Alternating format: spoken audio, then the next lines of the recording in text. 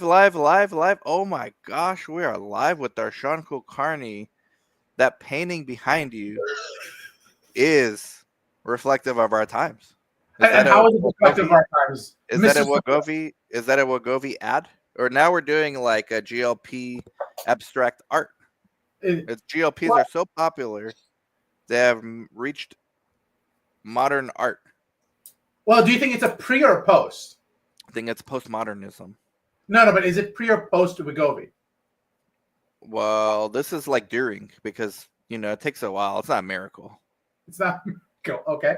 Yeah. So the history behind this painting was I used to actually backpack through the world every year for like 5 years, 7 years, and that. I'd take a month to 2 months off. You remember me from then, and I'd backpack through a piece of the world. You still do. What are you talking about? I'm not rich like you. One day I will be like Dan Sapera. Okay. So I will just be like, you know what? I don't need to worry about this. Clippers, my majority stake in the Clippers is my minority interest. It doesn't even. All right, let's go with this picture, man, because we got to understand what this means. It's when Musk actually comes and asks you for a loan. Yeah, sure. Okay. But when that was happening, I was Airbnb-ing. I stayed at the house of this Italian artist, and this is actually was hanging in his house. You did tell me this. And this technically represents his wife, which I assume is that woman right there, and his unborn child who will never exist. Oh my god! Well, now I feel like a total asshole. Well, so thank you. Honestly, just look like something for weight loss, and because I connect you to like our industry, not to like more beautiful things like this. I'm sorry. Now I feel like total ass. Should we start over? This is... No. This needs to be live. Well, that's awesome, man. Like, and he just gave you that? No, hell no, I had to pay for it. You bought it, okay. I bought it. So I bought like 4 paintings from him. But that reflects well on you, man, for buying that, like after knowing that story.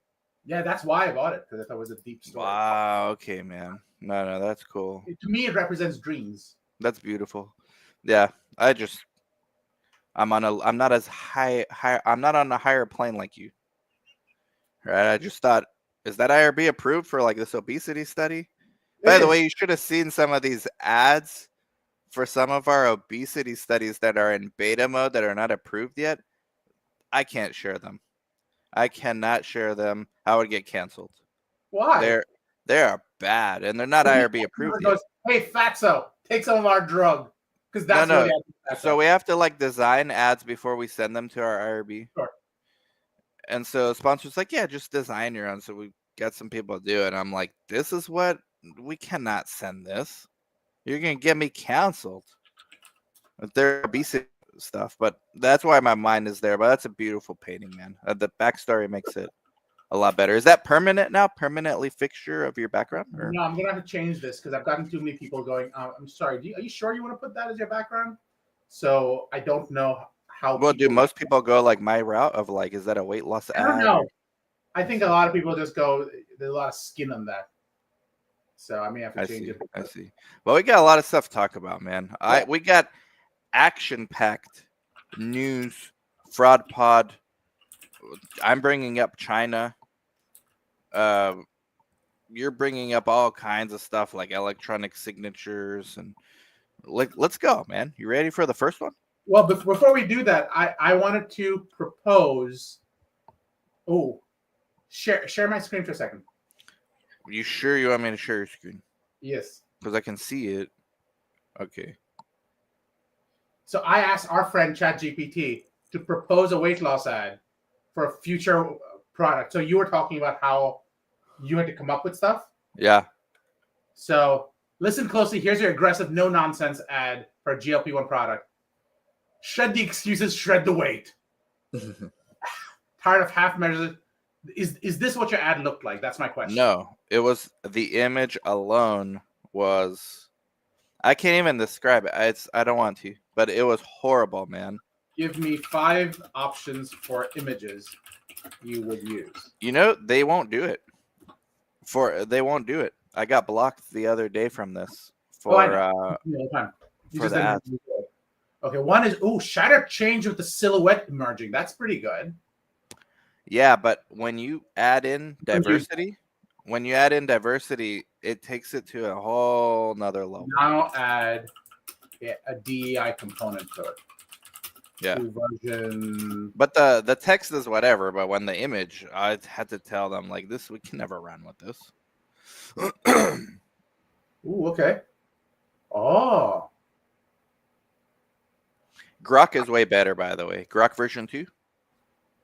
It's almost catching up. almost. Yeah. So why would I pay for almost? It depends for what it's for, right? ChatGPT, I think, is still better general use case, like overall. Like you want just like something that's going to work for almost everything. Grok is very good for research because it uses X as its data for everything. Right. And it's got tons of links. You don't even have to ask it. So I did a beta test. I pay for both. Right. And I wanted it to research something about the next topic we're talking about, actually. And ChatGPT did it. No references. None. I said, where are your references? It says, sorry, I didn't actually look at references. Do you want me to? And then it pulled it up and kind of changed the article. Grok did it from the beginning. I didn't need to prompt it. Here's 30 references. Boom, boom, boom. And you could see it thinking and then generate. So I think from a research perspective, like researching something, but Grok is already better. You can actually do that depending on which ChatGPT you use. Or No, I know. I have the paid model. I use the most advanced one we have. No, I get that. Most of us use the 4.0. Yeah. The 0.1 actually uses advanced reasoning. Advanced reasoning, yeah. Is that the one you use? Okay. I used it, but it didn't do it. It went back to because that takes a lot of compute. So unless it sees that it needs to, it won't. So Grok does it. I don't know, but I don't know if I need that though. I don't always need everything to be cited. I don't think you do either. I'm hoping Grok comes through because I think they're better philosophically than OpenAI. Why? Have you followed the Sam Altman saga? I have. But it goes both ways. Every salvo goes both ways. I mean, they just don't want to work for him. And then they come back and Sam Altman has major issues. I don't know if I agree with his perspective. Yeah. But I don't think I agree with anyone's perspective 100%. So, and I'm not sure 5 years from now, OpenAI is like, I think they're going to be a pioneer. I don't think they're going to be relevant. Really? 5 years from now. I'm curious. What do people think? I think OpenAI 5 years from now will still be very, very relevant. No, I think it'll be Google, Meta, and X.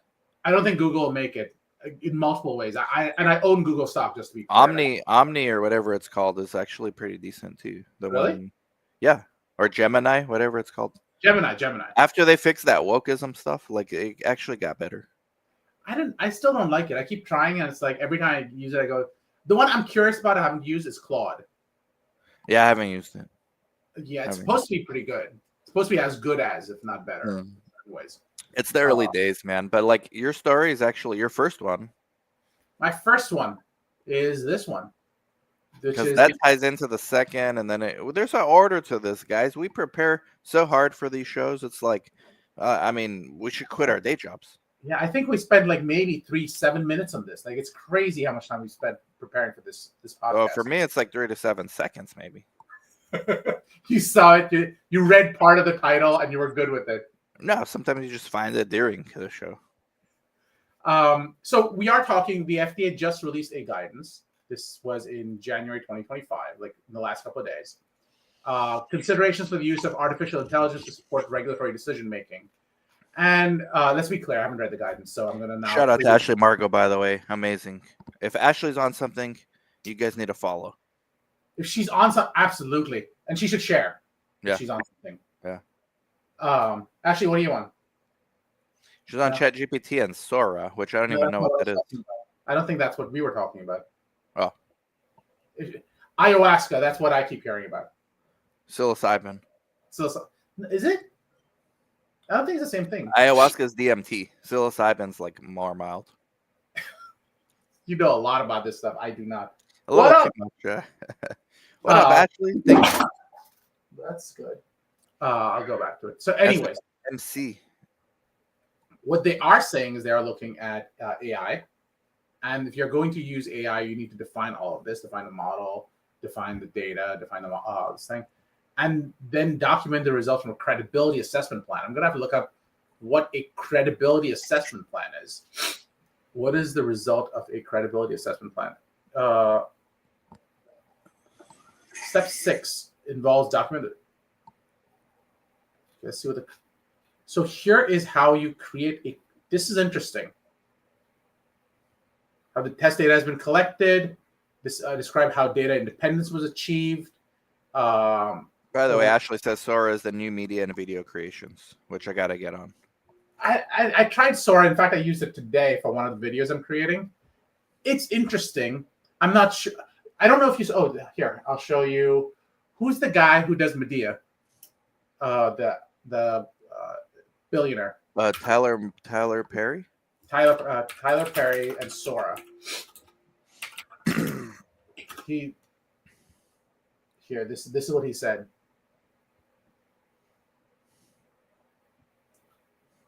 Tyler Perry puts $800 million studio expansion on hold after seeing OpenAI's Sora. Jobs are going to be lost. Yeah. Every industry is bringing this up. Like, yeah.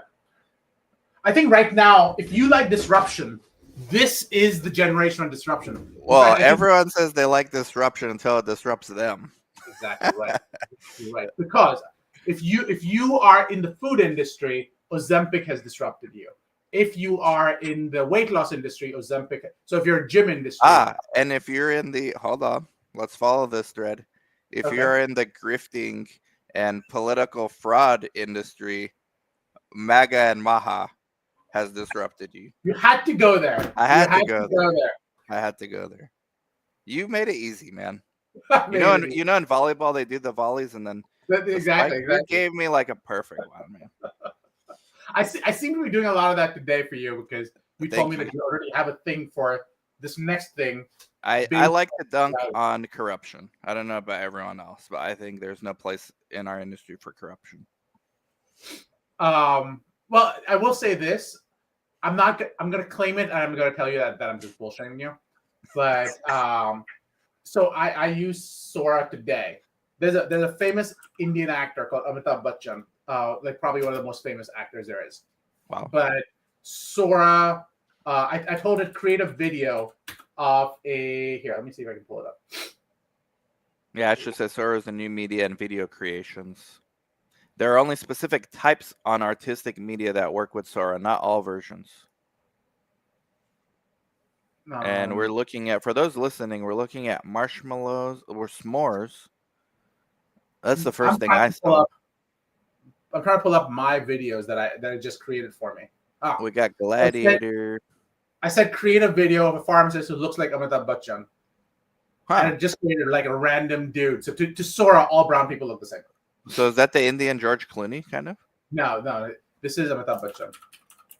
No, I know, but is he like the equivalent of like? Oh, bigger than that. Way bigger than that. Bigger. So like the Indian De Niro or Pacino or? No, he would be De Niro meets Pacino meets. Trump. Trump meet. Like it's like wow. The greatest thing that ever happened. Wow. 82. Wow. Yeah. So he used like in the 70s. He was really really big. Okay. But you gotta watch the movies, man. I tend to enjoy them. I love some Bollywood stuff. Do you really? No, I actually watch. I don't know the names anymore, but I don't know if you can type in storyboard. I've not tried that. Yeah, Ashley says you can type in storyboard and it creates the media. But let's get to your story because like we have so much. Like we have a lot, but I don't think we're gonna be able to cover all. I know we could scare the shit out of people. If you're watching and listening, you're at risk of losing your job. Period. Me and Darshan too. We're sitting here. Exactly right. Create a video of a pharmacist preparing medication for a clinical trial and delivering it to a patient who receives it. Now, will this put audio in it too or no? No, it's mostly video. Yeah, it's no use. There's no use for a YouTuber. Very happy while the nurse hangs the IV bag. Create a video of a coordinator handing $100 to a patient. Dude, just oh my This is god! the studies pay $100 a visit now. What? IRB's approved. I'm gonna let this work in the background while it's creating. It's gonna use up all your compute. If you see Darshan lagging, you know why. Well, it shouldn't work on my desktop. It should be working remotely, anyways. I don't know. Let's see if we have something to blame. So this was, I think, the big thing to take away from this guidance that I'm looking at is, oh, that's really interesting. It's creating the video. Just so you guys know, I have never seen. Ashley told me to do this, but it's creating 4 separate streams here. If you're listening, this is Sora is creating a storyboard for Darshan's idea. That's kind of cool. Yeah. First, do you agree with that philosophy? First, you have emotions, then you have drawings, then you have ideas. I think that's a good way to think about it. I feel like it's emotions, idea, then drawing. I wouldn't go emotion, drawing, then idea. Do you think kids have? Yeah, I guess so. Kids would have ideas before the drawing, or they just start freestyling? I think kids have ideas before the drawing because you don't just freestyle. You still need to know what. I'm about to observe very closely very soon, so I'll report back. We're gonna do some observational studies. Oh my god, I have so many ideas. Just a second. Like I have super interesting stuff. Like this is like we've talked about Biosecure Act and things, and like there's a lot today, man. I don't think we're ever done with our topics. No, I'm always gonna have more because we're always doing something wrong. I love it. And there's always something fraudulent going on. Exactly right. This is like not I'm sure what you did with Sora with your lawyer cap on. Yep. Especially your litigator cap. There's already like several violations that are multi-million-dollar lawsuits. Ooh. No? Ooh. Hold on.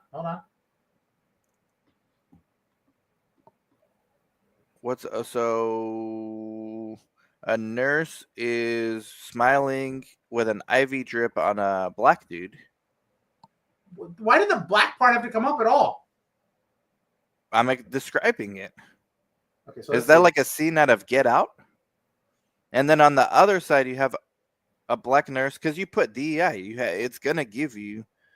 Then now you have a Filipino guy. Filipino guy? Which you think that's a Filipino guy? Oh, I'm confused. Who's the Filipino guy? The beginning, the nurse. No, the male. This person? This is cool, but like, what can you actually do with this? Like, this is like 1 second of a video. Well, 5 seconds, really. Yeah, you're gonna sit here all day and make like a 2-minute video where you get no voice, no audio. What are you gonna do? Ooh, that's an interesting one. Ashley, if you're using this, you're wasting time. What are you doing? What are we actually gonna produce from this thing? Where is my return on investment? Yeah, what's going on? Like, I have to still put the voice over this? It's gonna be Comedy Central, man. You need to be extremely specific. All the little details. You'll be seeing some for SOS soon. Hey, she's the human AI. I don't know. I'm messing with Ashley. Ashley will not be replaced by AI anytime soon. Huh? She's the human artificial intelligence? She's the human AI. She's like one of the last people on Earth to be replaced by AI. There's people like Ashley that don't get replaced. Like the machines even will bow to her. Queen Ashley. Like you see in Matrix when all the bullets come and he goes like this. Oh yeah. And he goes like this. That's Ashley with the AI. AI coming for her job. She's like, nope. Boom. You know what? Here's my problem with what you just said. Which means she still has to do a job in a world where there's AI? Well, don't we all? I think we all will continue. I think we're all doing jobs. We're doing jobs. Oh, I am not part of that system. You sound like the farmers when the Industrial Revolution came out. Like, where's everyone going to work? We're going to have work. Oh, no. I'm saying let it do the work. I just want to own the machines that do the work. Well, not everyone becomes the owner. That's the thing. And that's another topic of like socialism's rebirth. But let's not go there, man. So going back to what we were talking about, the FDA saying you can use AI, but you need to have a system to evaluate that. And they're calling it a critical assessment plan. So make sure you have that. And there are processes that you need to look at to have that critical assessment plan. And this Assuming is you for have what again? For for you to use it, essentially a fully trained model to okay. assess the adequacy of the model performance for the intended COU. So what is a COU? And this is FDA guidance for those listening. Yep. COU. I'm trying to find what the word COU means. Continuing, I just saw it. No, if they're using it here, it has to be above that because you have to define the term before you use it. So yeah. Otherwise, they get sued. No. No. Oh. Here we go. Context of use. Another acronym for everyone to get to know. Exactly right. Context of use. Everyone should know their COUs. I'm going to drop that one later today in a Zoom. FDA approved. So this is the first piece on if you're going to use AI, there are ways to do it. They have some recommendations on how you go about doing it. But you need to know the COU and you need to have a critical assessment plan. Mm-hmm. And but using this, you actually had an offshoot of this. So what's your offshoot? Well, yeah, but if the offshoot makes more sense with the title, so just to like recalibrate people, if we go all the way up, yeah. Just doing a little recalibration for the audience. Considering the use of artificial intelligence to support regulatory decision making for drug and biological products, because Darshan is a perfect segue, right? Okay. I'm gonna share my screen. Share your screen. I haven't done this in a while because I've been relying on you, but let me do it. Share screen. Doctor Due Diligence. I'm writing an article on this. Oh, yeah? Right. Can you see my screen? I can. Okay. So Doctor Due Diligence, how we got here. Policy is Destiny, American Biotech White Paper. Now, this is a must-follow account, and he's very underrated. He only has like 4,000 followers, right? He's a biotech insider. He's like, this guy, he's really cool. I'm going to get him on the show. Okay. America used to be the world's largest producer of steel. Steel was a cyclical industry, hirings, layoffs, until it wasn't. Layoff, shuttering, bankrupt. Pittsburgh is no longer an economic powerhouse. Okay. Yep. Why? Gone. Yep. Yeah. Why? Because we saw other countries subsidize steel as national priority for themselves via policy, and then internal push by McKinsey-type consultants with short-term thinking at the cost of long-term growth. This took decades, but what was once unimaginable became a reality. U.S. steel is no longer relevant. We killed the golden goose via bad policy, right? That's the thesis. Now he's saying biotech is also following the same path. How so? Well, he makes a I mean, it's long as shit, but we're gonna go through some because I actually want your take on this. Okay. When I read this, I was thinking Darshan. Like, what would Jesus do? What would Darshan do? WWDD. What would Darshan do? Fair enough.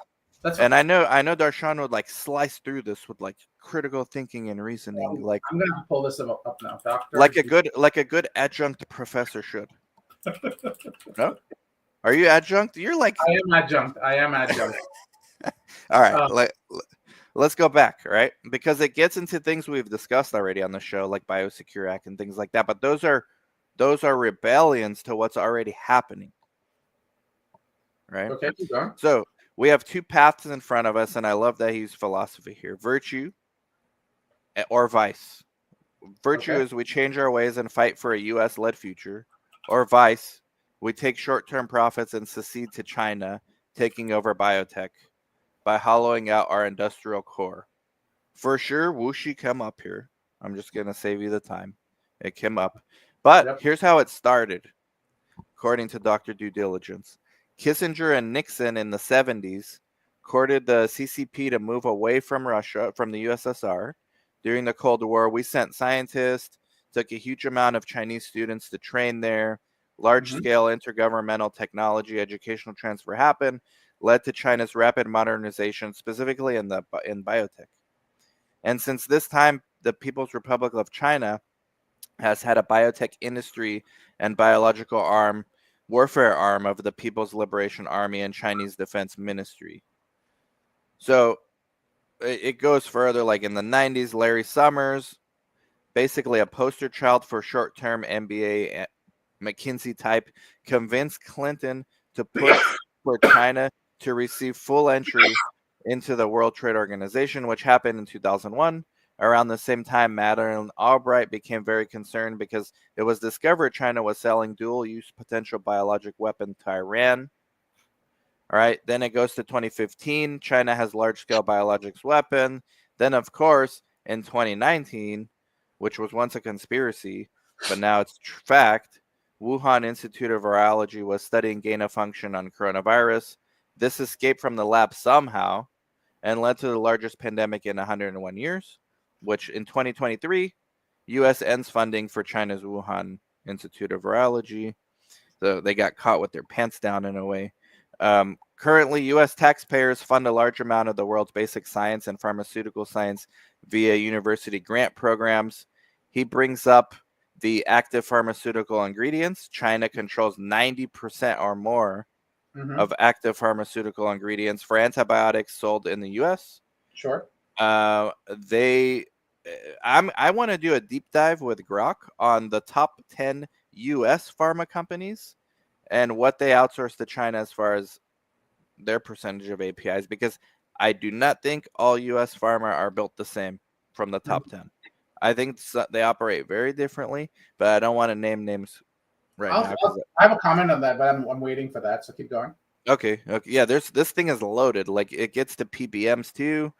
I don't think he fully understands what he's talking about as part of my problem. Who? This guy. Okay, I'll give you an example.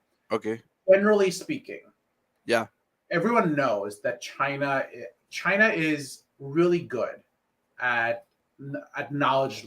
Like, they're not. The idea of plagiarism is a huge issue in the U.S. and Western countries. In Eastern countries, this idea that knowledge belongs to someone is not as tied down. Right, it belongs to the state ultimately. Not the state. It's more like it's knowledge. Like, it should be shared. So the idea that China isn't really ashamed of saying, oh, we're just going to take data from the U.S. You discovered it. Why the hell are you going to be the one to own it? In our country, we need it. We're just going to use it. Right. That's the general thought process. And I'm not saying that's true or anything like that. I'm just saying that's a perspective. It's a valid perspective. Yeah, that's how they operate. Right. So, and I'll say that's true for India as well. Overall, that's how that concept operates. In our perspective, that's like against our virtues, right? Correct. But in China, the state decides what's virtuous and what's not, and that's not doesn't come into the equation. Correct. And you see that with, for example, AI and stuff. And the Chinese will go, yeah, you guys have technology. We use it. I don't understand what the problem is. You guys think it's a huge issue. We don't really think it's a huge issue. We'll pretend we think it's a huge issue because we want to do more business with you. Right. But overall, in the larger scheme of things, it doesn't matter. The reason I say that is, so drug companies in the U.S. are not taking the most innovative products and saying, oh, make it there. It's the generic drugs. But it's coming up. No, that comes next in the article. Go ahead. It comes next. Yeah, he brings that up because the biotech. This is the crux of the article. Is the biotech industry is that not pharma. Pharma's already sold their soul, according to him. Okay. Right. He's saying now it's happening to biotech. Go on. So let me share. Yes, sure. Yeah. Can you see? Okay. I can't read. It's too small to read. I'm sorry, man. Yeah, I'm sorry for the audience. So they get into, like, this is obviously a national security threat when you're outsourcing basically your entire, like, active pharmaceutical ingredients to China. Right. You know, this came up a little bit during COVID, but it didn't last that long, like, as far as the anticoagulants and antibiotics and things like that. Sure.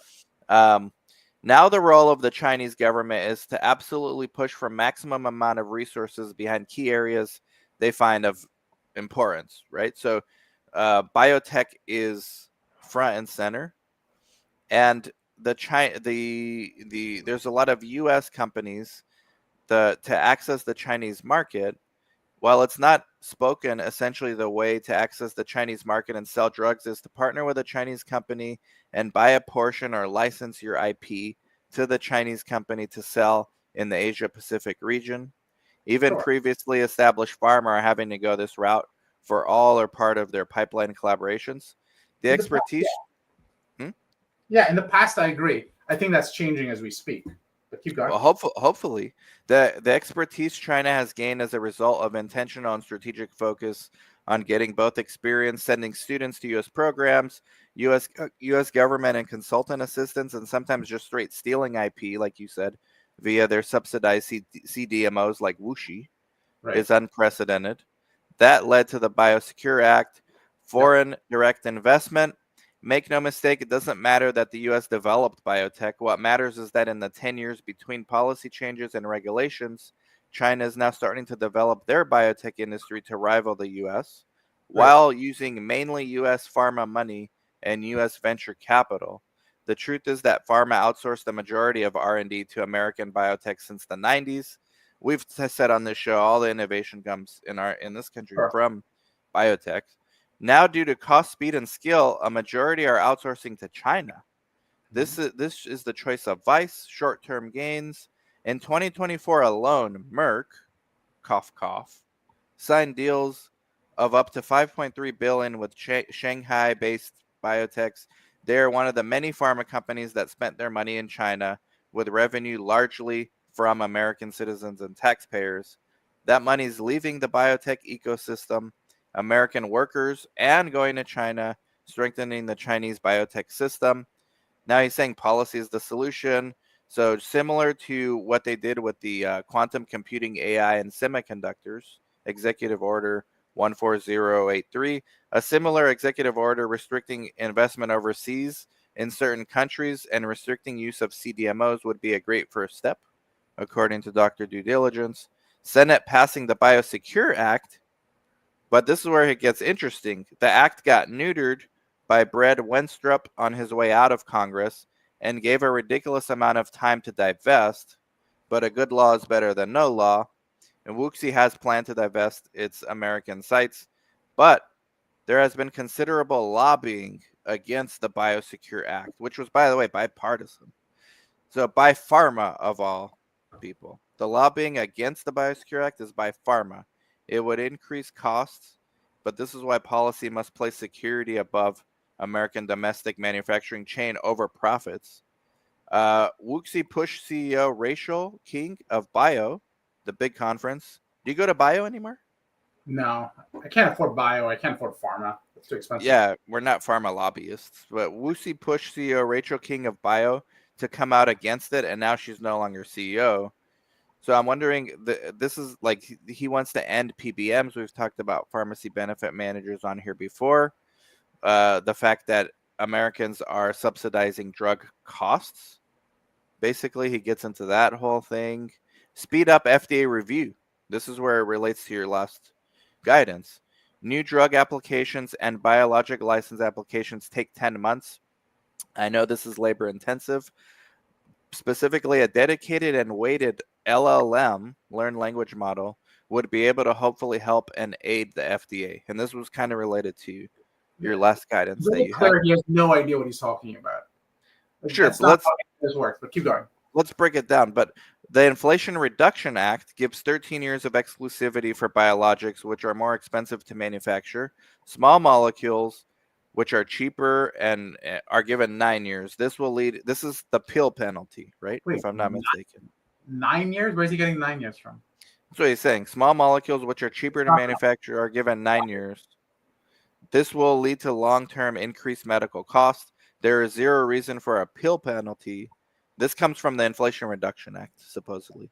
sure. Um, It doesn't. He's wrong. But moving on. and drug pricing of national origin taxes. Pharma has used tax shelters, a lot in Europe, to lower their federal taxes to zero.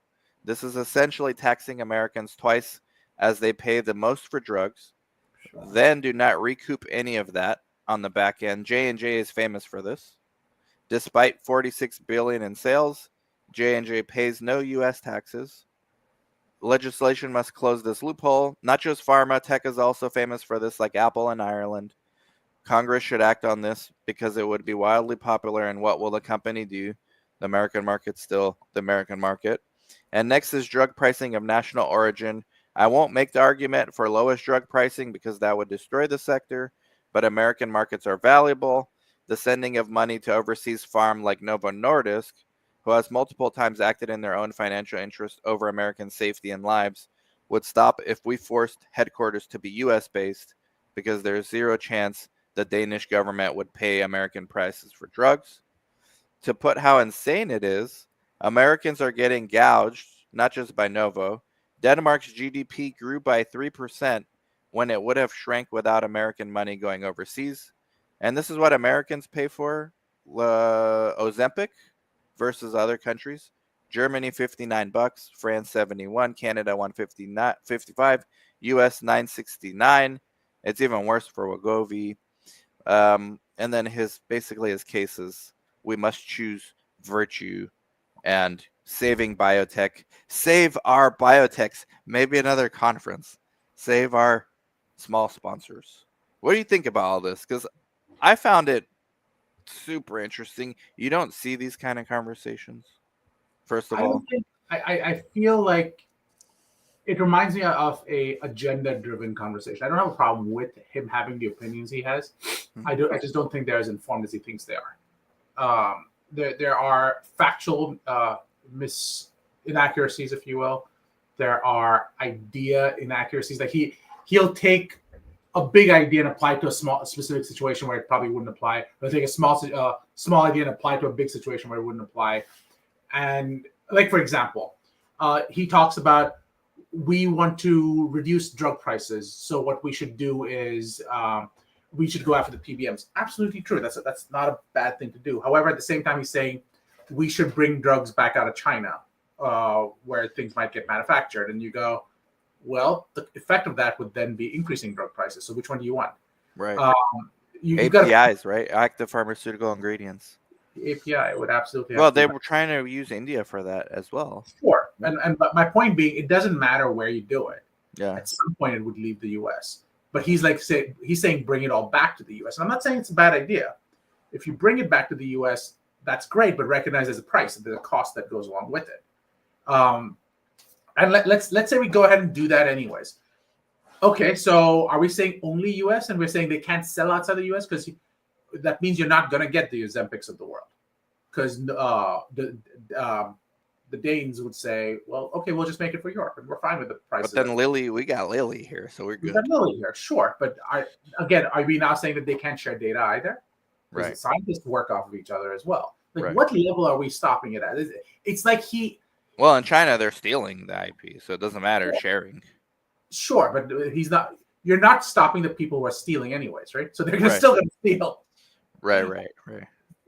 It and again, this goes back to what I think is the RFK problem, which is, or even the Trump problem, quite honestly. This idea that there is a path forward, but are you looking at the repercussions? It's not like everything else stays the same because you change the path. Everyone else will respond. Have you thought through the next 2, 3, 4 chess moves when you create an impact? So, for example, you say that I'm not going to give vaccine. I can totally respect that. If no one else changes and you're the only one who doesn't give vaccines, probably nothing changes. On the other hand, if you don't give it and you have a voice going out to 35,000 people, and now people go, I'm not going to give vaccines. And then another, their friend circle says, now you go get rid of that herd immunity, and now you go, vaccines don't work. Well, they did, and now you're saying they don't work. And there are people who actually had problems. McConnell, he's like, I literally had polio. And we're going to say, it's not going to work anymore because you've lost the herd immunity. Fine. Recognize that there are downstream implications of every choice we make. And some of them we can think about, some of them we haven't thought about. And I think in this case, what he's showing is he's thought through, let's do this, and this, assuming that no one else changes anything else just because, like the tariffs thing. I think overall as tariffs, it sounds like a great concept, right? Let's make everyone pay tariffs and we will be able to eliminate the income tax. Sounds great as a concept. But are we really saying that no one else is going to change anything else? But we still should change something because it's not fair that Americans are paying First of all, they're fronting the bill for the innovation, and then they're paying the So highest drug prices let's on the address back that. end. Let's address that. So I'm actually agreeing with you that Americans pay an obscene amount of money for their drugs. So let's be very, very clear about that. Is it fair to say subsidizing for the rest of the world? I would even argue that's probably true, but not in the way you think. Sure. And I'll tell you what I mean by that. The price you quoted, Ozempic, I think it was $59 in France or something, and like something like that, and then like almost 1,000 in the U.S. It's about 1,500 in the U.S. But here's what the price actually is. The thought process is the following: the way PBMs work is they will say, look, we have employer-based plans, right? So if you have employer-based plans, the employer is saying, I'm going to hire someone to manage my drug costs for me because they can get out of control. So the PBM will come in and say, no problem, we'll do that for you. We'll get you discounts. We'll get you massive discounts because we have numbers behind us. We have volume. So we can negotiate discounts that you simply couldn't. That's fair. So they will go to drug company A and say, and this is just one of many, many strategies that are used. They'll go to drug company A and say, you know what? How much does your drug cost? My drug costs, I need to make $100 for this drug and I'll be happy. Okay. How about you charge $1,000 and then give me a 90% discount? And no one else, like all insurance companies are going to negotiate this. So the vast, vast, vast majority of people will always get it for $100. That price is probably in line with what France was going to pay anyways, and what Germany was going to pay anyways. But what they get to look like, the PBMs get to look like, is that they actually saved a bunch of money for the employer. It's literally a shell game to show that we're just saving you a bunch of money. No one's realistically expecting you to pay the $1,000, except for the people who actually end up having to pay cash. Which is an increasing number. It's actually not as big as you think it is. However, the fact me and you. No, let's be clear. I'm not advocating for this. I think it's a shell game. It's ridiculous. Yeah. It's a made up scenario and it's bullshit. Excuse my language, but it's bullshit. Right. But the fact is that what we're kind of as patients, we're coming out and we're saying we want it both ways. We want the biggest discounts, and we want the lowest prices. There's a very, very, very simple way to drop all drug prices tomorrow. Every single pension plan in the country goes out and says, we own the majority of your stock. We own a significant portion of your stock, drug companies. We want a board seat, and we want you to cap drug prices. Very simple. If you're in the board, wait, hold on. Let's pause. What do you think that does to investment in R&D? Suddenly stops, and that's my point. My point is there will be repercussions by doing that. Suddenly, so you have no new treatments, basically. We'll have fewer new treatments. Or they're all coming from China at that point. Are they coming from China? Are they coming from Denmark? India, whatever. Yeah. But my point being, these companies will say that, okay, you don't want us to invent, you want us to keep the cost low, we can absolutely do that. In exchange, we want you to keep the cost low. You will get lower shareholder returns. So while we're all complaining about high drug prices, and they are high, let's be clear, they're incredibly high, unnecessarily high. The fact is the beneficiaries of those same drug prices are patients. And no one wants to think through that implication. CVS announced yesterday, I want to say, that they're now moving towards a cost plus model, which is what Mark Cuban's been talking about. Yeah. The idea that I'll tell you what the cost of the drug is, then I will add on a percentage and a dispensing fee, and that's the cost of the drug. If given enough time, that gets out of hand too. We've seen in other industries, cost plus. Absolutely. Now, add on to the fact that what cost? Are we talking wholesale? Are we talking sales price? Right. There are a million. And then what's the plus? Because if everyone gives you the same plus, you're just elevating that new normal, right? Correct. But that's the kind of conversation that starts happening. So none of these systems are foolproof. But why does it work why did the other countries pay like $100, $90? Because they say there are different ways different countries address it. For example, NICE in the UK comes out and says, we're going to use pharmacoeconomic measures. You've got to, and there's an entire department that handles these kinds of questions. I'm not a pharmacoeconomics expert, but there are different ways to analyze this. So a really simple way to look at it is my drug costs are out of control is what everyone's saying right now, right? Yes, your drug costs are out of control because everyone's getting it. However, what you're not looking at is, are as many people now going to the hospital anymore because suddenly they don't have sleep apnea. Suddenly they don't have weight loss related issues. Suddenly they don't have diabetes in the same way. So And what about those healthcare costs that dropped? Yeah, there's some optimism around what these GLP-1s. I mean, it's fitting we started the show talking about GLP-1s because of the art you had, but I mean, that is the bull case for GLPs. Yeah, absolutely, and that's my point. I think that it's very, very one-sided.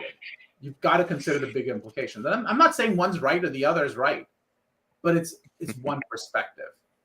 Right. But so what else do you have with his article or his white paper that you disagree? I think, for example, maybe I missed the part because the PBMs, you don't disagree. You're just saying there's no way we can really fix it. No, there are ways to fix it. You basically say that with all of this can be fixed, but it's got to be a global solution. It can't be we're going to address one industry at a time. Or is it possible to be an America first solution and I don't know global? Well, that's what he's advocating for. It's like, well, the rest of the world depends on our market. Anyways, we're the biggest. They don't depend on it the way we think it does. They depend on our market. Well, like Ozempic, I'm pretty sure U.S. is like the biggest user of Ozempic. Like in the case of Novo, it's not the biggest user; it's just the biggest market. Market, yeah. Sure. Yeah. So, but that's true. However, tomorrow, if we just say we're not going to make the next Ozempic, does that mean drug discovery is going to stop? Do you think that, like doctors? Let's take a really simple case. If we say our healthcare costs have to drop overall, right, and we want the management of healthcare to be a much cheaper thing, and we will say, oh, doctors simply won't go into medicine anymore. You won't get the best and the brightest and blah blah blah blah blah, right? That will be the following argument that goes along with it. Just like in the drug industry, if you drop the cost of drugs, no one's going to get into the drug industry. You're not going to get the smartest, best out there pursuing these things because the risk is too high. Except Europe's already done that. Europe pays doctors an obscenely bad salary, but they do it, and there's an entire world that exists outside the U.S. where that happens, and they exist fine. They just don't see. Yeah. What about the tax shelters and like the example of J&J, $46 billion in sales in the U.S. but pays no U.S. tax because I call bullshit on that. First of all, that's that's like saying. J&J, first of all, I don't even know what J&J means in this context. Because Johnson & Johnson? It's the stock symbol. I know what Johnson & Johnson means. What I meant was J&J is a conglomerate of companies. It's like 50 companies. So which company are you actually talking about? Now, I'm talking about a corporate level. They're all corporate level. So are we looking at the individual company? Maybe the individual company is paying all the taxes. I don't know if that's true or not. But, so you're saying this could be a case of how to lie with statistics? Correct. Exactly right. But he put they pay no U.S. taxes, and I call bullshit on that. There's no way to not pay U.S. It reminds me of you know what rich people do? Rich people pay no taxes, except when Elon Musk came out and said, "I paid X billions in taxes." Right. You just think I pay no taxes because that's what the politicians want you to hear. The truth is, I'm paying billions. It's just a different way you're taxing me. So the thread breaks it down more. He said the U.S. has the most generous to the pharmaceutical company pricing in the world. You might think the company would make a substantial sum off of its $46 billion in U.S. sales, but it doesn't. In 23, this is for J&J, all of its profit was booked abroad. $17 billion in foreign profit. Wait, hold on. Stop right there. So if you're saying the profit was booked abroad, how did that work? A U.S. loss of $2 billion. Right. My point is, if we're saying that the U.S. is the majority of sales, how are you getting most of the profit abroad? Yeah, the U.S. $17 billion in foreign profit. The company, as a result, reports paying an effective tax rate of 11.5%. So if you just said they paid no taxes, they have an effective tax rate of 11.5%. Yeah, well below the U.S. tax rate of 21%, largely because of its international operations. Sure. But where are those operations? There's something wrong with analysis. And I'm not saying he's wrong. He's got a perspective, and that's okay. Yeah. Where are the operations in the usual suspects jurisdictions with Ireland, Switzerland, Belgium, Puerto Rico, Sure. China for the APIs, a Yeah. large and profitable U.S. company that gets the majority of its revenue in the U.S. reports earning all of its income abroad But how and do you earn paying it. all the income abroad? If the income's made in the U.S. Now, there's It an says it's argument. playing a shell game. Like that's what it reports, earning all its income abroad and paying an 11.5% overall tax rate. And That's not how guess tax what? is. It doesn't seem to be paying any of that tax in the U.S. To get tax actually paid, some current plus the negative deferred tax, the full total is being paid abroad. Best as I can tell, this is hiding in plain sight, straight from the company's 10K, and So, it's actually typical of big U.S. pharma companies. so let's explore that just for a second. And I'm not excusing any of this, but it's all perspective. And I'm going. Let's take, for example, do you know where most drugs are made? Like most drugs in manufacturing for the Like U.S. designed or manufactured. Manufactured. India, No, Puerto Rico. Puerto Rico, okay. And the reason is it's a U.S. territory that has incredible tax advantages. And the reason it has incredible tax advantages is it says things like, let me see if I can literally pull up. I don't know them off the top of my head, but you can look them up. But essentially, it is incredibly advantageous. You pay very, very little in taxes. And that was set up by the US government because they want investment in Puerto Rico.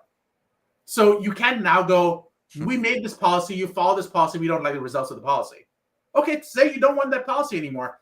We'll do the manufacturing somewhere else. No, but you want the manufacturing to happen in Puerto Rico because what we're saying is the impact of that, you may not pay it in income tax, but you may land up paying it in employer taxes. And you might land up making an entire island better for it. Or you might be like increasing employment here, Exactly. and they're getting paid Right. the W-2 taxes and all that. Exactly. So employment taxes. So yeah. Right. There's always nuance. The truth's always in the nuance. It's not in the. And that's my point. I'm not saying he's wrong. I'm saying it's a perspective each time. But on the macro scale of his thesis, yeah, he's got valid points and valid rationale. What is his? I don't know what his valid That point is. we've basically, as a country, we've become too dependent on outsourcing overseas, especially for our like biotech sector and pharma sector. Pharma sector, he says, is already gone, but biotech, he says, is next, and that's the last thing we have to innovate.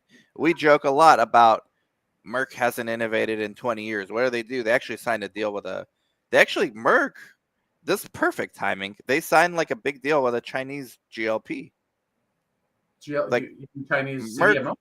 No, Merck just got the rights to a partnership with a Chinese designed GLP. Oh, I didn't know that part. Okay, cool. Yeah, okay. It's like just came out like 2 days ago. I remember reading that. They don't actually innovate themselves. But no big pharma does anymore. There's no reason. Exactly. They depend on the small biotech industry to but they also depend on the. Let's assume you're right. I'm generally concede that. Sure. What's your point though? The point is, it's in their favor. Merck, J&J, whatever. I don't think Lilly does this. I actually studied Lilly a bit. Most of them do. I'd be surprised if most. Lilly's the only one I own shares in. Big pharma, personally. Okay. So I know them better than most. Sure. They invest. They incubate. They have incubators all over the U.S.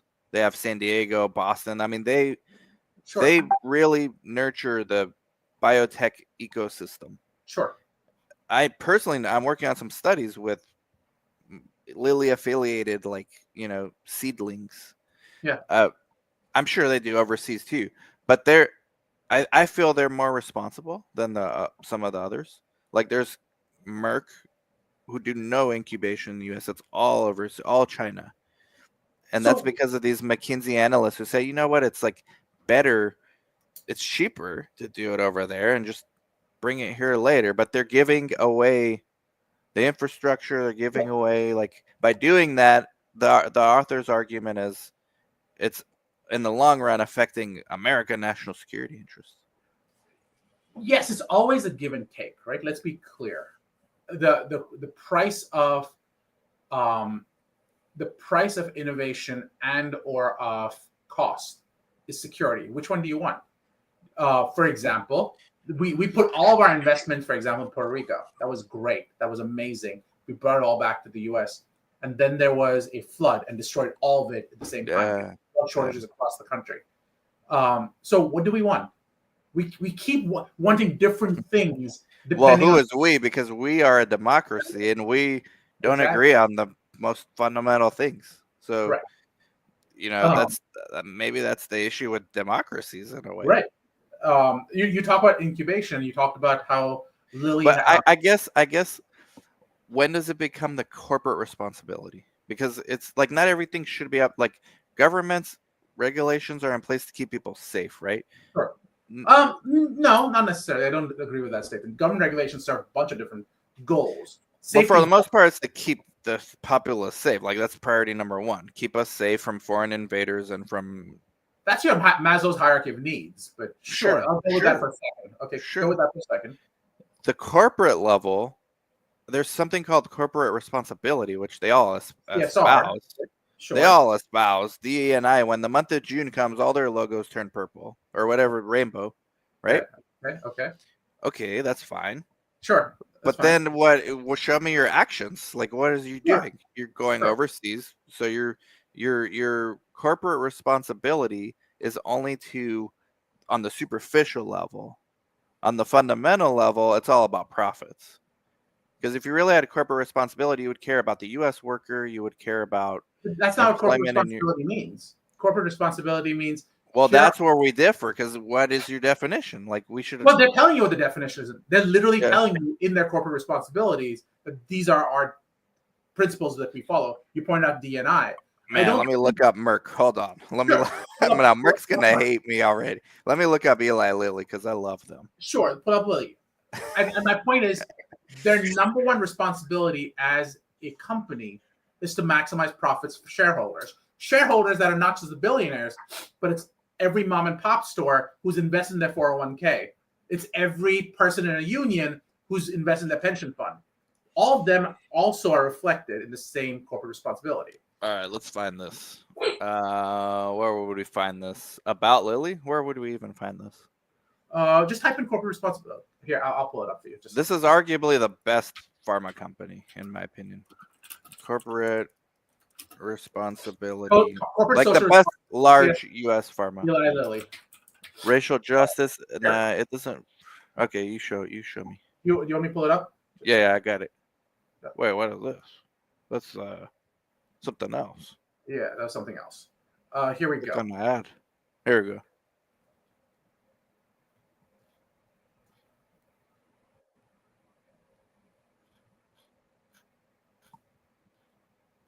And this is arguably the best, right? In my opinion, the best. Subsidiaries.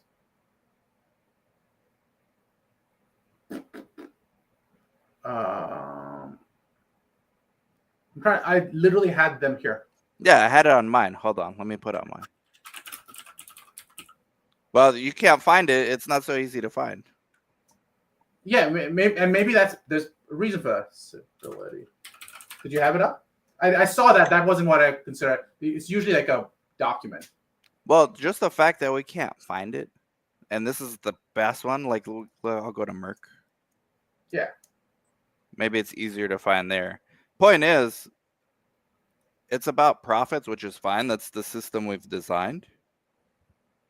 But, okay, so company, who we are, culture and values. Okay. There you go. Merck, kudos to Merck. They put it easier to find. We operate responsibly every day to enable a safe, sustainable, and healthy future for people and communities everywhere. So it's not U.S. centric. So it's everywhere. Yeah, they've changed it. But you can look up any of them. Right. So I guess the argument is, should U.S. pharma? But they're not operating. They want to sell globally as well. I know they're multinational. Yeah, I mean, I feel like maybe the U.S. ones are the only ones that don't worry about the U.S. first. Look up Novo Nordisk. Just pull it up just for argument's sake, then. Novo Nordisk. Let's see.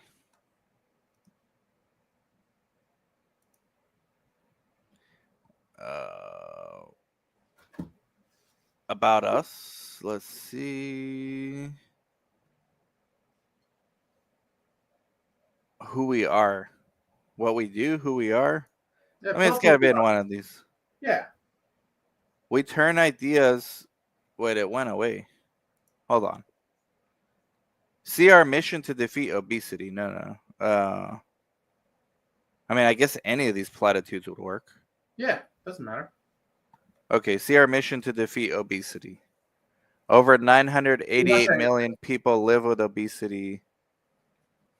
So it's World Obesity Atlas. Yeah, so it's corporate. it's always, yeah, exactly. Okay. All right. Well, then I don't know. Biotech, I mean maybe there's a reason. Maybe that's the price to pay for living in the US is paying more for everything. Is basically what you're saying. Like just deal with Or it. being part of a global industry, being part of the world is being part of the world. We can't pick and But choose if this happened in another country, wouldn't they demand as well? Like No. why are we paying, 1,000 for a drug? I'm trying to think of a situation. I go to Mexico frequently. Yeah. And in Mexico, the peso to dollar is like 20 to 1. To whom much is given, much is expected. So then that's a subsidy argument that the who is most privileged should foot the bill for the rest.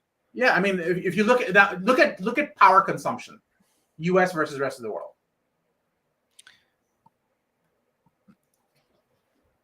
Look at Power consumption, U.S. versus world.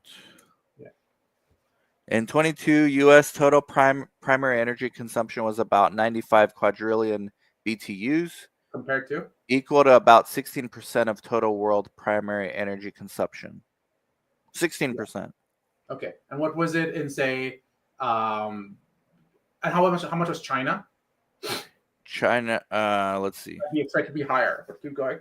If they share that data, no? China consumes by far the most electricity of any country in the world, with more than 8,000 terawatt hours equivalent consumed in 2023. But we don't have a percentage. What was the U.S.? The U.S. ranked second with 4,000, so Right. half. India followed, but by a wide margin. Okay, so the point I'm making is that the U.S. consumes a lot. Now, China, the reason I'm willing to subsidize China here is because in the end, China is making the product. That takes energy. We use our energy to consume. Ashley's like, this has been a work for my brain. Yeah. We unlike China, which is manufacturing the products, which we had agreed to, the US is consuming the products. And that's how much energy we take to consume, unlike the rest of the world. To whom much is given, much is expected. So the argument to this article that we read is just that's how it is. There's no better option for Americans. No, of course there is. Of Your course jobs there is. will be outsourced.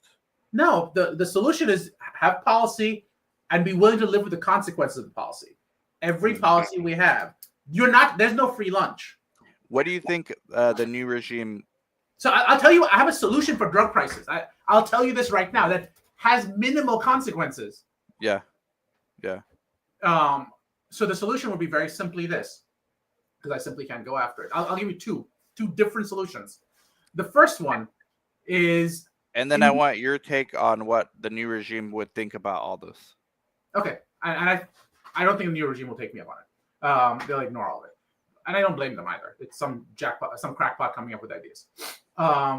So the first solution would be, in the end, the cost of bringing a drug to market is billions of dollars. I think it lands up being, if you take 4 billion, that was the last number I heard. You divide that by 20 years. Can you divide 4 billion? Do you have a calculator in front of you? I have my find on my Mac. Hold on. Yeah.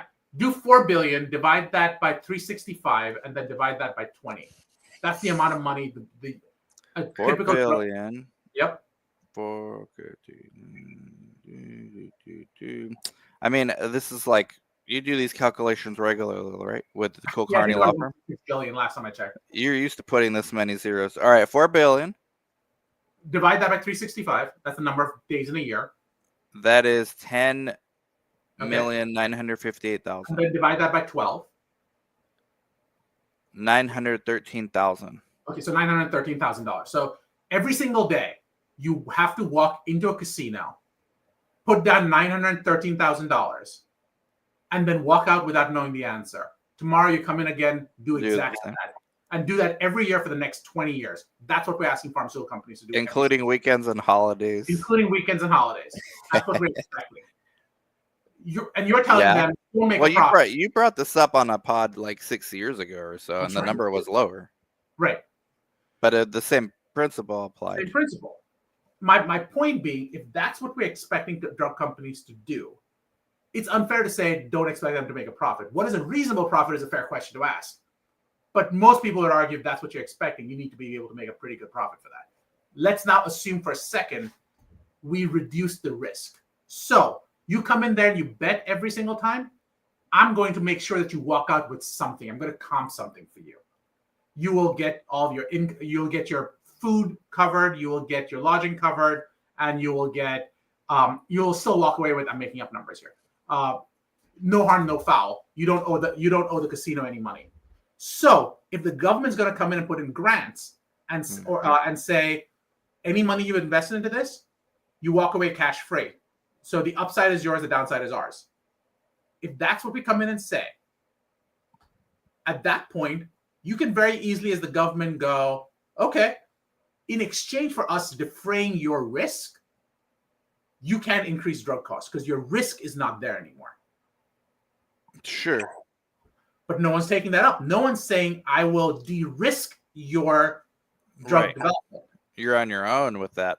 Correct. So that every incentive is to go overseas where it's cheaper, faster, better. Exactly. So, but do you think just by the same context of what you described, because maybe that landscape's not changing, although maybe the regime will. Sure. Do you think RFK is like aware of this, or? I don't think RFK is dumb. I think he has a perspective. I just think his perspective is wrong. Because everyone focuses on the vaccines and stuff, right? And he's focusing on the health. I mean, that's like kind of the mainstream Joe Sixpack take. Yeah. But okay, put that aside. Innovation. This relates to the H-1B argument, which we can get into later, on another pod. Sure. I think it's in our best interest, economically, globally, and for matters of national security, to attract the best talent here. Mm-hmm. Rather than having them go elsewhere. As you can see, China's already starting to compete with having some of the sharpest people there. Yeah. That's what, otherwise this X guy wouldn't have written his article or his white paper. Sure. If we continue to do that, is that net term good for our country in the context of all of this stuff? Because that also displaces like American workers in a way, because you're bringing in a new supply of American workers that are market participants. Yeah, and you and I had this conversation before we jumped on. Right. So no matter what road you choose, competition for the American worker, and let's just say in our sector, is intense. And we haven't even really brought up AI. At all. No, we haven't brought up AI at all. We can have we technically did for the guy. Which AI is like the global leveling playing field. You remember there was this whole discussion on the world is flat. Like Thomas Friedman. Yeah, Thomas Friedman. Right. And we talked about how workers will be displaced in the US and they'll go to India. Well, now I think Indian workers have to compete against AI. That's right. And now right now we're talking about a population decline. You and I had that discussion as well before we got on. There is a population decline as we speak.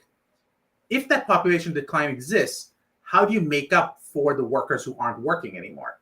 The China solution is we'll just use AI. They're investing heavily into AI and quantum computing to make up that difference, to increase efficiency.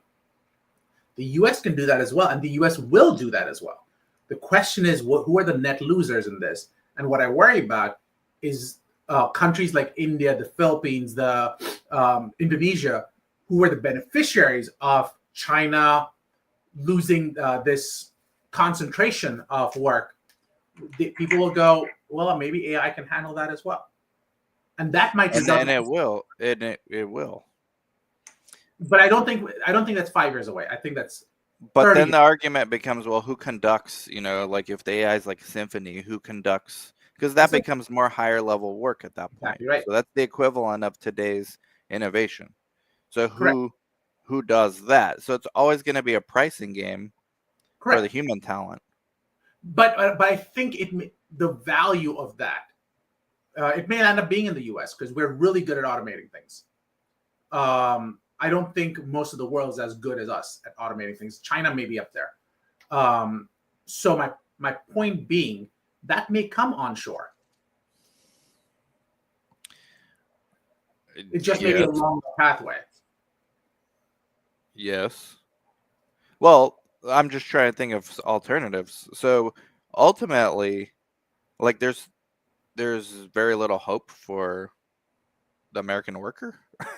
No, I think the American Like worker. in our sector, I think all workers will have to level up as AI becomes. You just pointed out someone has to run the symphony. I think we'll just see more symphonies happening. Sure, more micro symphonies. Correct. Do these costs ever go down? I think costs go down. I think costs go down. I don't know if sales prices go down because sales prices are, in some cases, as I pointed out to you, Cost plus. Exactly. They're artificially made up sales prices. Yeah, because it's cost plus, and that plus is where people get creative and abstract. No, but you're assuming it's cost plus. I'm saying it's not even cost plus, like the PBM argument I just told you, where I'm Right. literally making up a number. So They you can always come up with another model similar to cost plus and say this is AI generated this one, but we prompted it to maximize profit. Sure. So it's an AI, like the hospitals. We have algorithms. If you go to any large medical center now, it's evidence based. Okay, well, yeah. What did you prompt? How to reduce my liability? You didn't prompt how to maximize my health outcomes. You prompted in an AI. Is that what you're saying? yeah. Any large hospital system. So like right now, or in the future? No, right now. Okay, got it. Okay, Large hospitals, hospital systems. They're all using algorithms to basically dictate to their clinicians a framework. No, I don't think that's true. I don't think that's true at all. Yeah. They might be saying here's for example a formulary, and here's what we're willing to do. No, not for pricing. Just for I'm talking just health care decision making at this point for like the patient. So like I walk in there, I have like whatever risk factor. They're already putting me into data, right? That's and not they how, spit out. How hospitals are usually. A physician makes that decision on an individual basis. But the physician has parameters within the algorithm. But there's no algorithm. That's what I think you keep assuming there's an algorithm. The algorithm's coming from there are consortiums that basically build those algorithms, not a hospital level decision. And then MBA type that enforce it or create the policy. Like, hey, we got to watch our metrics for if you see these risk factor because we don't want lawsuit, you got to go for this route. Not typically. It's not mandatory, but they're encouraged to. I mean, I've worked in hospitals, right? I've spent decades in hospitals. If someone came up to me and said, I'm not saying it doesn't happen, and doctors probably get a lot more of this than I did as a pharmacist. But if we get Dr. Joe, we get Dr. Joe on. Did you subscribe, by the way? Did you subscribe to Dr. Joe? I did. Okay. Do you like it? I haven't had his stuff pop up for me yet. No, but like the one you saw, did you enjoy it? Or? I enjoyed that one. I did enjoy that one. He's a good guy. He's a smart guy. It's fun to listening to it. Super sharp. But he just came from a large health system. And he's like, the reason I'm at the small one with Dr. Smith, who's my PI, is because he doesn't dictate how we treat patients. Like they're basically handcuffed as to what their options are. To hear his perspective, because my perspective, at least the way I work, and given it's been 8 years since I worked in a hospital. Here's his perspective as we wrap up, because this is taking like a long. This is like 2 pods in one. Yeah. Large system. You're a doctor. No one's telling you what to do. Yeah. But if you start deviating from this framework, and the arbitrariness of it is debatable, but there's a framework. Sure. You deviate, everyone's metrics based. You're a little bit outside more than the others. Someone's talking to you, an MBA, Oh, sure. So and that saying, allows it. hey, But Dr. that's Joe. different. But that dictates, that reinforces how they behave one-on-one with the Didn't you patient. just say that you wanted lower drug costs and lower healthcare costs? That MBA person is necessary to help reduce those costs. And they're also necessary to prevent lawsuits from happening to the Exactly hospital. right, which is again going to reduce cost. So To you pick them, one. Which to one? them, to them, not to me. We don't get my drug from the hospital. I go to You, Sam's Club. you go to Sam's Club and there's an MBA type who works in a pharmaceutical company who's having that same exact conversation. Sure, but that affects me slightly less than going to my doctor, especially when I can't shop around and find non-hospital system related physician that all follow these algorithms. Essentially, they're just AIs. I mean, 10 years from now, you don't need the human anymore. The AI will Well, tell you this is what you're going to do. actually, you already use systems like prompting, going, these are the recommended options. Would you like one of these? Correct. In fact, they're doing it in like recommending clinical trials. So you're taking the art of medicine out in favor of evidence based, but they're not going by. Huh? Have you ever heard of nudging? It sounds like what they did to Dr. Joe before he left. No, not nudging is what Facebook used to do, and there's an entire industry on this. How do you keep people on the Facebook site? And you do that by nudging certain behavior. Sure. You optimize certain behavior, make it easy for them to stay on. Yeah. In the same way, if you want patients to be part of a clinical trial, maybe when the patient comes in, they meet certain criteria, a little pop-up comes up and says, hey, your patient qualifies for this clinical trial. Do you think they'd be right for it? You're not saying choose them, but you are nudging the doctor saying, maybe I should have the conversation. And that's what nudging is. So my point is, you will always nudge behavior. And you should nudge behavior. I'm not sure why we shouldn't. If it can help reduce healthcare costs, I'm all for that. The question, however, is you're focusing, in my opinion, on the wrong end of things. And what I mean by that is you're focusing on costs because you're assuming that if we can drop drug costs, we can lower drugs like sales, the cost of sales, or cost of not cost of goods, but like the sales price. Sure. And I think that that's not necessarily true because you'll just have better margin, and companies will say, "I'll take the better margin and I'll make more profits." Yeah, but I'm not sure, and this is going to get into a 3-hour conversation. I don't know if the incentive is there for health optimization as opposed to lowering liability and cost for the provider, which ultimately somehow is going to translate into lower cost for the person. And this is where RFK's premise comes in, is like we need to bring holistic health back to the. But there was never holistic health. No, he keeps saying that there was never such a thing. No one ever had holistic health. I think it starts with food. My PI. You want to see my PI's email signature?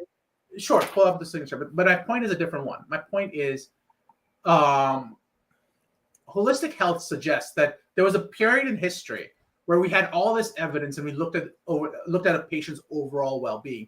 And I wish there was, but none of that existed because we didn't have the data. We just made shit up and we said there was ether, and in the ether you have this mixture of 4 fluids. Correct. That's the extreme. My position is by the way, that was not the extreme. That was normal. Norm, sure, but that's the extreme example in a 2025 world. But my experience, anecdotally, as a patient, especially with large health systems, the small ones, like this independent, which are dying out, God bless their souls, the ones that stick around and fight the good fight. It is a fight. Sure. They're willing to look outside the framework in order to find for you, Darshan Kulkarni, not a cohort of people that look like Darshan. Yeah. For Darshan Kulkarni, the most optimal. So you're talking about personalization is what you're asking. Yeah. So we're working towards that. We've been talking about digital twins. This is my PI signature, email signature. You're feeding diseases. I mean, that sounds great as a platitude. I'm not disagreeing with him. He puts that on every email.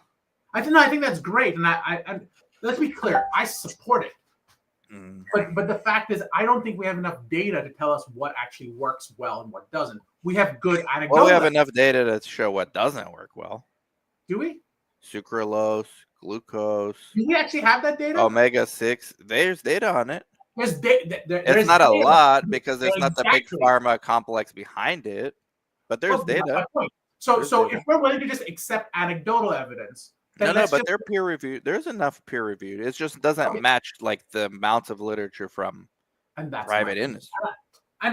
And I'm not saying don't follow it either, but I think we're saying let's take that data that is not adequately proven, apply it to healthcare, and say that overall we've just been ignoring all of this the whole time. This is Right. what's going to solve the problem. I'm But saying the current paradigm is that doesn't matter because you can't like there's only a nothing few that's peer crap reviewed too. journals. Let's just take this pill instead or take this And shot. that's It's crap better. too. Let's be clear, that's crap too. Right. I'm in favor of using more, as you said, a more comprehensive viewpoint, but recognize that there are limitations to that. And Yeah. and us pretending that that those limitations don't exist is where the problem is. It's like there was this utopian world in the past Yeah. that we just moved away from it. That world never existed. And then it's your absolute risk as Darshan or as Dan versus this is what the statistics show, evidence-based medicine. It's totally different because I'm not part of that statistic. I'm unique. Like, and if I'm informed enough to tell you Sure, this is where those stats don't apply to me, they don't want to hear that. And they because lawsuits, like they're afraid. They rather but just the reason you why follow in line, don't fight back, and we won't get sued this way. And like it's in your best interest too, but it may not be. everything may not be, the percentage of you being, the likelihood of you being right is incredibly low. Sure, and the overall percentage of them being correct is fine, but at the cost of it's not optimal. But you know what? Collectively, it's fine. Okay, so I don't understand you've watched the movie Moneyball. You understand sports way better than I do. Yeah, special baseball. Exactly. So if that's true, you saw the entire, like, you're playing Moneyball at that point, and there's a reason They are playing Moneyball, not me. My point is that is a good analogy. It's a good analogy. Yeah, it's a good analogy. There are some players that transcend the statistics. Of course there are. Of course there are. So, and those are in the equivalent argument on this would be the empowered patient. Remember that on Twitter? That was like a thing back in the day. Whatever happened to Eat Patient Dave? He's still there. I saw something from him. Eat Patient Dave was the shit. He was. He is, I assume. They were actually complaining back then about this very thing. I've done my homework. I know what's for me and what, like, you're trying to put me, you being the... Yeah, you're right. So it's not optimal for everyone, but we've found a level where it's acceptable for most. And that's the issue I think RFK has, is that our standards are so low that what's best for most. No, but what's best for most is also now mixed into, well, what's most profitable too for the pharma.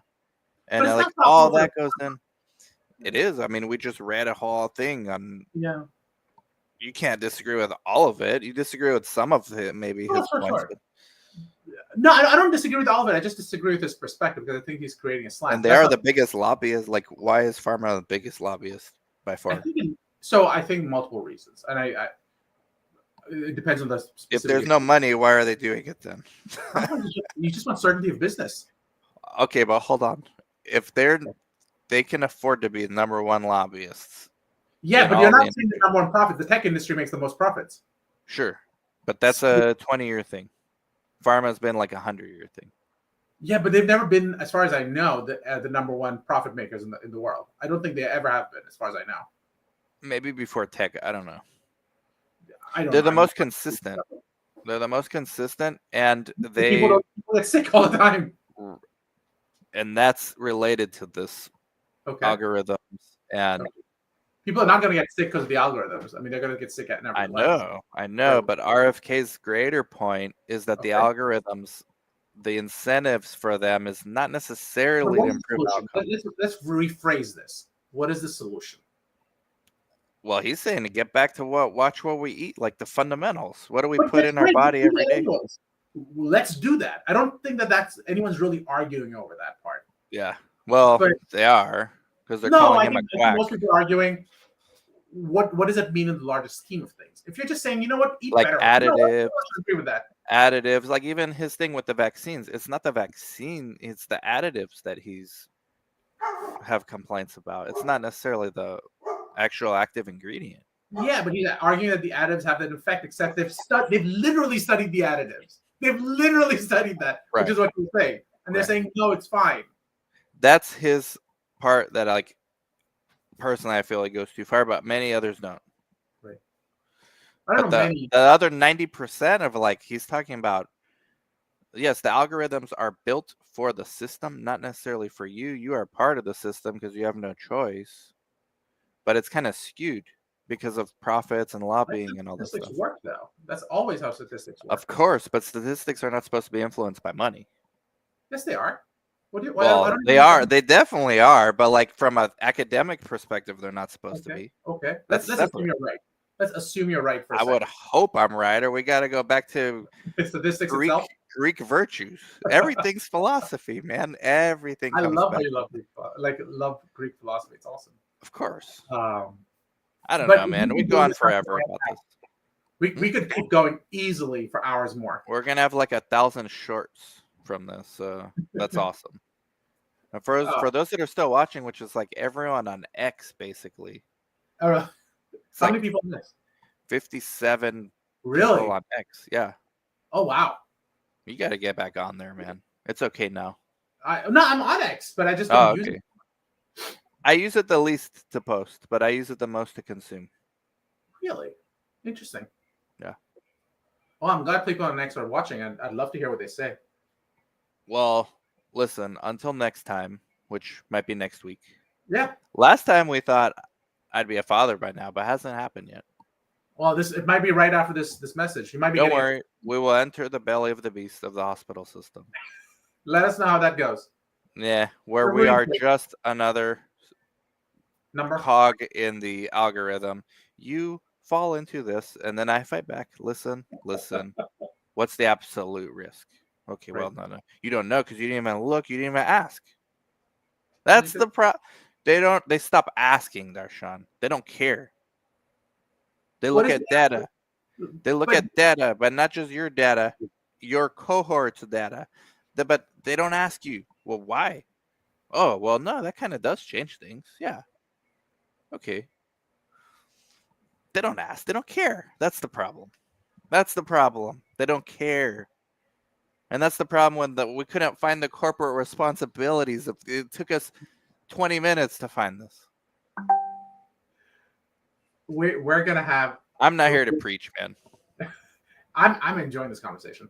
And I can't wait to do it again next week, unless you're a dad at that point. I mean, I'll still do it, and I'll probably be even more preachy. No. My thing is, can we all agree that Dan should take a week off? Dan should take a week off if he's a dad? Like Pete Buttigieg? Well, he took like 2 months, no? I have no freaking idea. Took paternity leave. Did he? They made fun of it on SNL, I believe. I think, you know what? You're a human being. You should be able... You should have some time to connect. Thank you. I probably will. Will. Good. I want that for you. We're going to talk soon. Guys, go follow Darshan. Subscribe. Go get an X account. Comment. Go watch more of our videos and share. And go think about some of this stuff. Bye-bye.